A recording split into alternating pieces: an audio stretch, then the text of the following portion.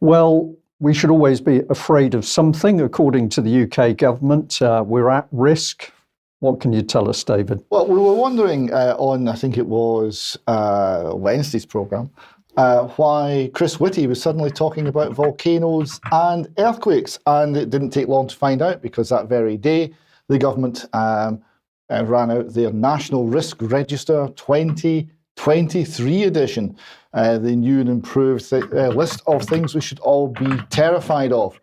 Now, this is a document that's going to look at all of the various problems facing the country. And of course, it's based on COVID-19. They say the lessons from COVID-19 have been incorporated into the government's risk assessment methodology. They mean method, but they say methodology. The reasonable worst case scenario has been reshaped, you've got to love the vague language, into a more generic pandemic scenario reflecting a broader range of possible manifestations. Again, very strange words. And additional impacts and measures and data have been incorporated into the assessment. Now, I don't know if that includes vaccines that don't work and are not safe and not effective. I don't know if that includes a situation where the government response is in fact the problem and wrecks the economy and causes runaway inflation. I don't know what that means, but whatever it is, they've taken COVID-19 into account. Now, this is the risk assessment, so they're looking at likelihood, probability, and they're looking at consequences. So here we see government departments and agencies have assessed the likelihood of non-malicious risks and malicious risks, and they've used a 5-year period for non-malicious risks and a 2-year period for malicious risks. Now, I would just point out, Brian, that technically speaking, in terms of risk assessment, this is garbage, right? You immediately have messed up all the data. It's incoherent, and it should be done on a per-year basis. It is in every other risk assessment I've ever seen, but not in this one. And then we get to how the assessment of likelihood is actually scored. And this is a bit strange too, because here we see we have a score of 5 runs from unlikely to almost certain.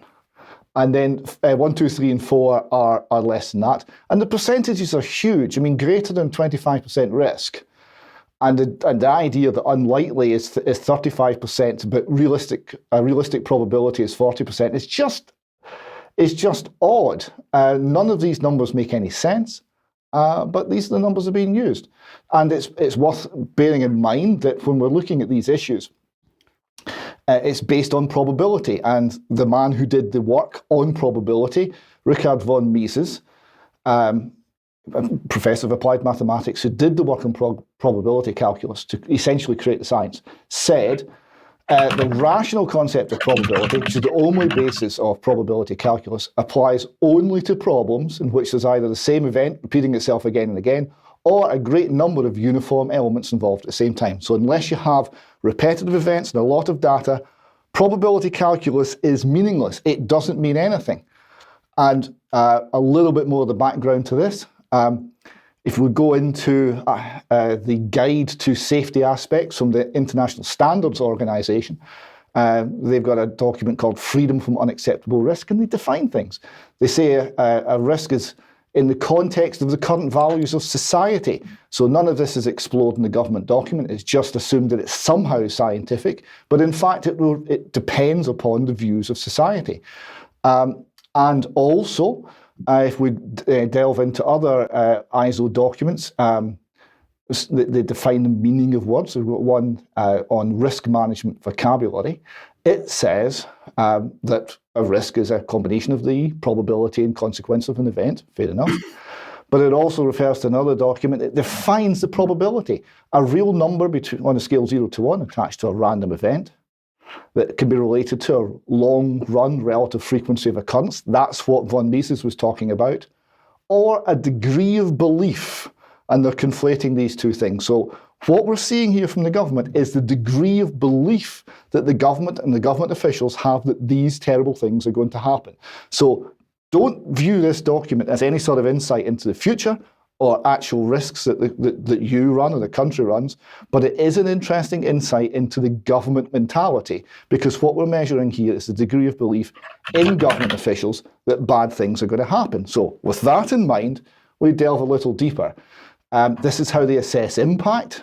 depending on either fatalities or casualties or economic cost. And they'll move between these categories kind of seamlessly and without announcing it.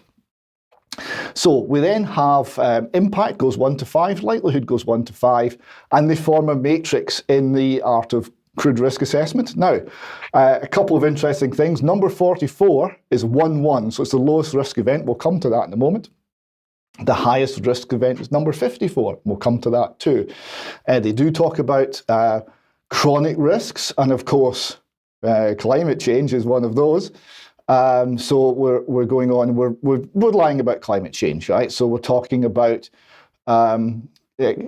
changes in water availability, in more storms and extreme weather events and higher sea levels, and it's all mentioned in kind of vague language: might, could, perhaps will, and of course nothing of this is known because nothing of this is scientific. On to a few specifics. The risk of international terror attack, Brian, you'll be interested to see, is it's 5. It's very lightly. It's pretty minor, and those horizontal and vertical lines, those are their uncertainty in how these things are being handled. Now, sorry, David, I have to just interject there and say, and of course it was only a few years ago that Devon and Cornwall police were warning us that there was the likelihood of ISIS attacks at caravan and holiday sites in Devon and Cornwall. So the interesting thing actually about this is they talk about international, and they do mean international. They do mean abroad. Just one moment, David. Alex, can you mute your microphone, please? Thank you.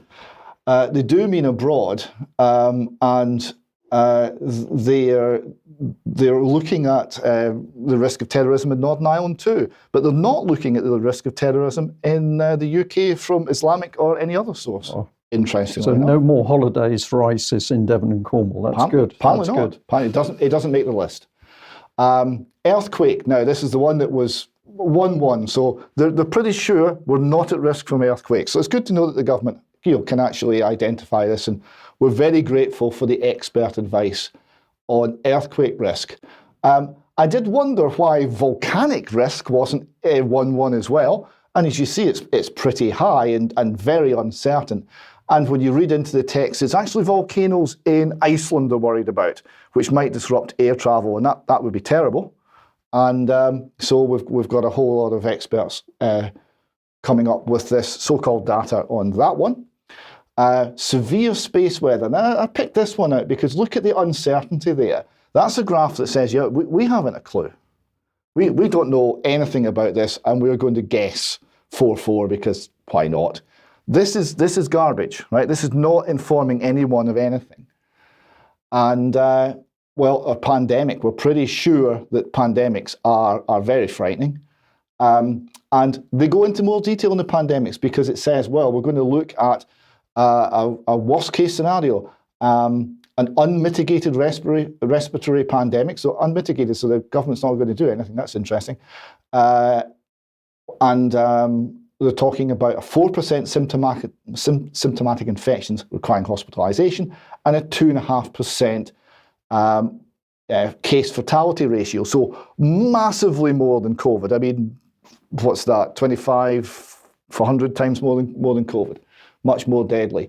And from this, they assume 50% of the UK population falls ill, and they assume 840,000 deaths because that's fear. That's fear. 2.5% of half the population. That's the number you get. These numbers don't mean anything. They've been summoned out of their imagination, but that's a headline: 840,000 deaths. Oh, be afraid, be very afraid. And of course, it's based on nothing at all. And finally on this, an attack on a UK ally or partner outside NATO. They assume that NATO is invulnerable. There's no consideration of attack on a NATO partner. That apparently is impossible, not even worth thinking about. But we've looked at the risk of an attack outside NATO requiring UK military assistance. So this is the sort of things that are informing government policy. It's extremely intellectually weak, vapid. It's not based on anything, but it does generate headlines and it does generate fear. It does generate fear. So we've got applied psychology overlying statistics in order to make the population fearful. We've seen this before. But perhaps it should be fear of nuclear war, which is the key issue. And of course, where is the likelihood of that? Well, possibly around Ukraine. But let's go back and look at some of the reporting about Ukraine. The 28th of July, the Telegraph had Richard Dannett, former chief of the defense staff, saying that Ukraine is on the verge of splitting Russia's army. Now, I've got to say here that this is simply not credible. He is not credible as a military analyst, or his head is lost in the propaganda of the Ministry of Defence in UK. So let's have a look at how things form. This was a BBC report from a week ago. Ukraine war, Western armour struggles against Russian defences. So this is the reality at the battlefield. And even the BBC had to use a video clip, actually. This was from the Russian Ministry of Defence showing the slaughter of Western tanks and armoured vehicles in Ukraine. But now we've got to this. It's got so bad that the UK propaganda is barely credible. This is the latest update from Defence Intelligence. And what's the first line talking about? Well, it's telling us that undergrowth regrowing across the battlefields of southern Ukraine is likely, there's the statistical qualifier, likely one factor contributing to the generally slow progress of the combat in the area. So the weeds on the battlefield, according to Defence Intelligence, are causing real problems. Well, if we look at what's happening now, the key feature is that despite the Ukrainians losing thousands of men and hundreds of vehicles, they're not making any progress against the Russian defences. But the latest effort by the Ukrainians is massive drone attacks. And yes, they are destroying some Russian armour and artillery in these attacks. But they are unable to penetrate the forward Russian defences, let alone the major defensive lines. So what have we got here happening on the Ukrainian battlefield? Well, I'm going to suggest that it is the Ukrainians being encouraged to carry out a laboratory experiment on the use of drones in combat. This is tragic stuff. Meanwhile, we've got the Metro here reporting Putin peace bombshell. What's this about? Well, of course, Zelensky is now using drone attacks on Moscow, which are doing minor damage to buildings. But he has said, he's quoted here in this article, instead of merely defending my territory, Ukraine will be taking the war to Russia. So we've got a Zelensky who appears to be increasingly out of control. What is he now talking about? Attacking Russia. Well, the Russians, if Dmitry Medvedev is to be believed, are getting more and more serious about what's happening in Ukraine. And this was comment reporting in a number of Western publications where he's saying, imagine if the offensive, which is backed by NATO, was a success and NATO and the Ukrainians tore off a part of our land, then we will be forced to use a nuclear weapon according to the rules of a decree from the president of Russia. And he went on to say there would simply be no other option. So our enemies would pray for our warriors' success. They're making sure that global nuclear fire is not ignited. So this has been one of our analysis for quite a while. Brian, the more the Ukrainian forces are successful, the greater the risk of escalation, including nuclear escalation. The greater the risk the war will spread. So the very thing that the West is pushing for would have the effect of vastly increasing the death toll, vastly increasing the risk, and moving it towards a total war. So the fact that the Ukrainian offensive isn't actually going very far, very fast at the moment is in fact a very good thing for the wider security of the entire world. I would say that's correct. Absolutely correct, David. Well, I chose this article because it was interesting, but also I found the image incredible. This is Lenta a Russian outlet. And this photograph to me was just appalling. What was happening here? A party, I felt. I've put a caption over the top. So this is UK column. Hey, Joe, it's party time.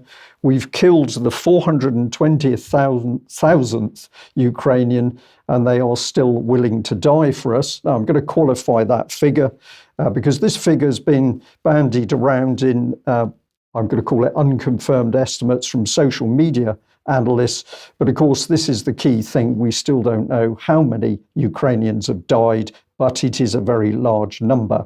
And if I put in the proper caption here, Ukraine receives billions from the United States and Europe. What is this money used for, and why do corruption scandals not subside in the country?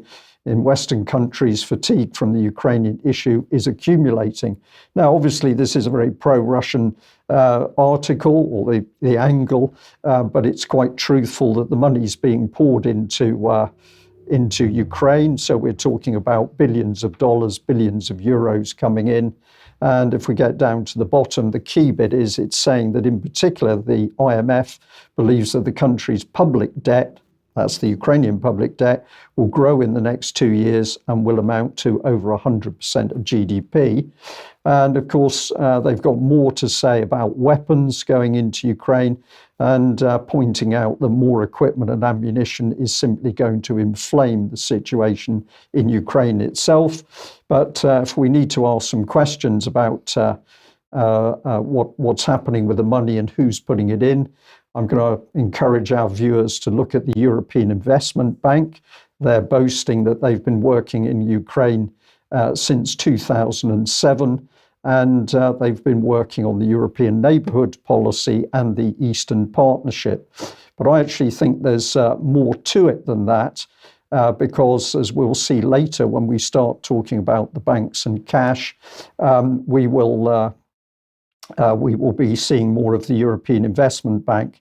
Now, I was going to play a film clip here of what was happening in Iran, but I'm going to save that for the coming week.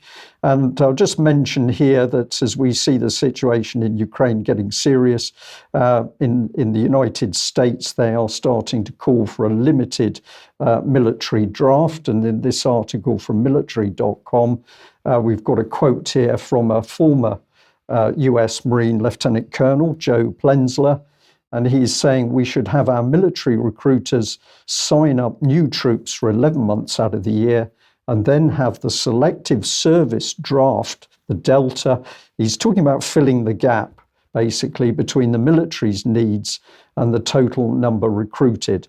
But here we're starting to see, I'm going to say, hawkish people in America saying we actually need a draft in order to cope with what's happening around the Ukrainian crisis and with China. Well, we leave Ukraine